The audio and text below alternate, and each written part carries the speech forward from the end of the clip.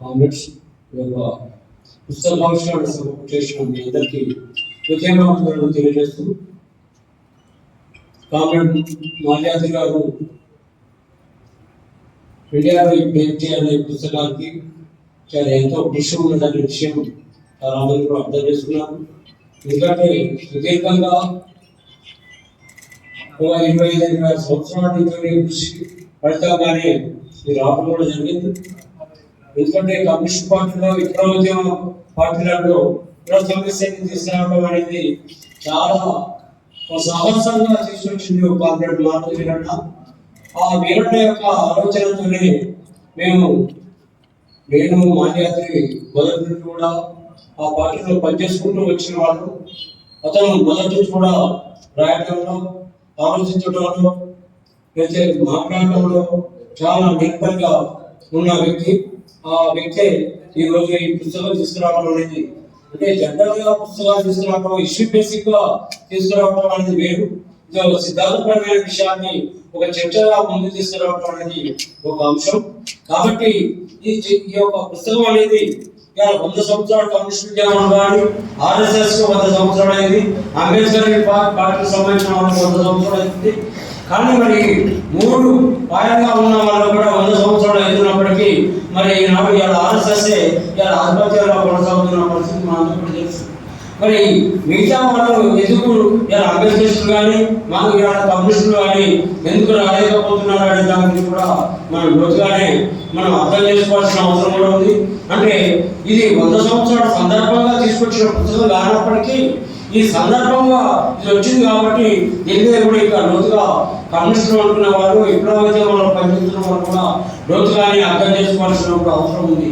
గతంలో వీరన్న తీసుకొచ్చినప్పుడు చాలా మంది కుల సమస్యని మాట్లాడడం అంటే పోస్ట్ మోడర్నిస్టుగా, అంటే వీళ్ళంతా కమ్యూనిస్టులు కాదు, వీళ్ళు కమ్యూనిజాన్ని వైదొలుగుతున్నారు అనే పద్ధతిలో కూడా చాలా ప్రచారం చేసిన విషయం కూడా చాలా మంది తెలుసు. కానీ తర్వాత క్రమేపీన మిగతా వాళ్ళందరూ కూడా కుల సమస్య కులం అనేది ఉపరితల అంశం కాదు, ఇది ఒక పునాది అంశంగా గుర్తించడం అనేది జరిగింది.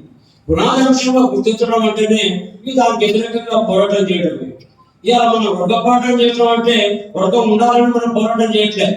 వర్గ సంఘాలు పెట్టడం అంటే ఏ వర్గం ఆ వర్గం అట్లే నిలబడాలని కాదు, వర్గ నిర్మాణం జరగాలని.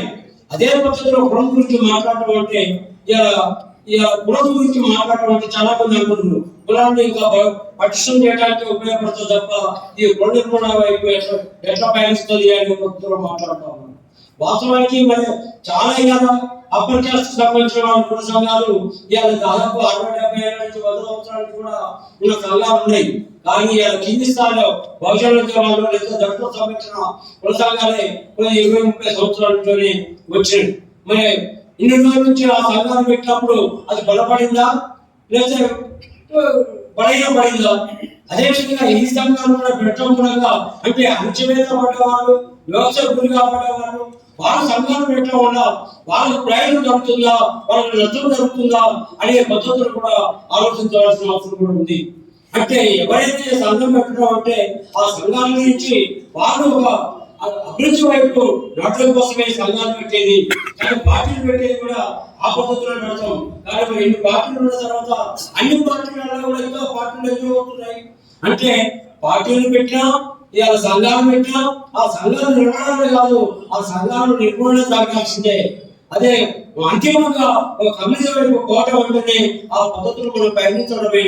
కాబట్టి కూడా ఆ పద్ధతులు పోవడం కోసం ప్రజలందరినీ కూడా ఐక్యత చేసుకురావడానికి, ప్రజలందరినీ ఐక్యత తీసుకురావడం అంటే అది ఏ పద్ధతిలో ఐక్యత ఇంతకు మిత్రులు చెప్పినట్టు గుణేశ్వర గారు అంటే ఇంజనీరింగ్ చేయాలి అంటే రష్యాలో పరిస్థితులకు, చైనాలో పరిస్థితులకు అన్వయించుకున్నప్పుడు మార్క్సిజాన్ని మరి ఇండియా పరిస్థితులకు అనుగుణంగా ఎందుకు చేయలేకపోయారు ఈ కమ్యూనిస్టులు అనుకునే వాళ్ళు? అంటే వాళ్ళు వాస్తవానికి తెలవదా, ఆ సిద్ధాంతం వాళ్ళకి పట్టులేదా? అంటే మరి దీన్ని బట్టి అంటే వాళ్ళకన్నా ఇప్పుడున్న వాళ్ళంతా మేధావులని కాదు, కానీ వాళ్ళు అర్థం చేసుకోవడంలో కానీ ఆ కోణంలో చాలా ఉన్నాయి. ఆ కోణం నుంచి వాళ్ళు కూడా ఇప్పుడు బయటపడాల్సిన అవసరం కూడా ఉంది. ఆ పద్ధతులు చేసినప్పుడే అది నిర్మూలన జరగడానికి అవకాశాలు ఉంటాయి. అట్లా మిగతా వాళ్ళందరూ కూడా ఐక్యత చేయడం కోసం ఇవాళ మొత్తం ఉపయోగపడే పద్ధతి ఉంది. కులం అనేది ఇవాళ మొత్తం కూడా ఒక పట్టుబొమ్మగా ఇవాళ మొత్తం